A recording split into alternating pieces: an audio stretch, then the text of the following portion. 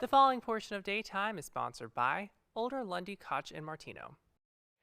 When a marriage is headed towards divorce, the idea of even starting the legal process can feel overwhelming. So joining us to share what steps to take in the very beginning is Frances Martinez, the family law attorney at Older Lundy. It's a pleasure to have you back. How are you? Great. Thanks for having me. All right, so let's start from the very beginning here. If someone feels like the divorce is looming, what are the first steps that they should take? To figure out what they want, it might not be something that can happen, but I think it's important to know what your goals are going into it. What does a divorce timeline typically look like? I mean, what should we even know to expect down the road? Sure, that really depends on how cooperative the parties are, but there are some pretty firm deadlines as far as when the process starts. And once those deadlines pass and mediation gets set, it can usually be maybe around 6 months. Okay, but one of the biggest concerns that people have is finances. So when does that and those kind of conversations, when do those get involved? Ideally as early as possible. So when parties are getting divorced, they're required to exchange certain financial information, and that's usually due within 45 days of the other person being served. But ideally we're having conversations about what the goals are or what to expect before then.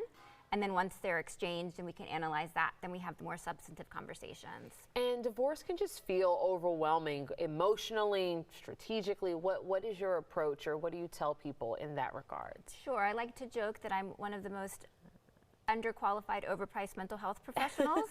I encourage everyone going through this to have a mental health professional because it is a very emotional process, but our job is to keep it looking like a business process. Florida is a no-fault state, which means that there's really very rarely retribution or getting even, and it's really important to just focus on it as a business transaction. Gotcha. And for those that have kids, how does that add this extra layer of confusion, and are there extra steps they should do on the early preparation end? Absolutely. Not only just thinking about what type of schedule would work best for your family, but how you're going to co-parent with your other parent. And sometimes that involves things like family therapy to improve communication, because ideally the two of you are working together to do whatever's best for your kid.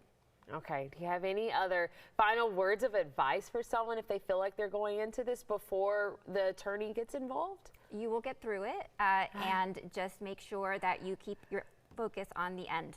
All right, that's good advice. Thank you so much for being Thank here you. with us. And for more information, you can visit olderlundylaw.com or call 813-254-8998. Daytime will be right back.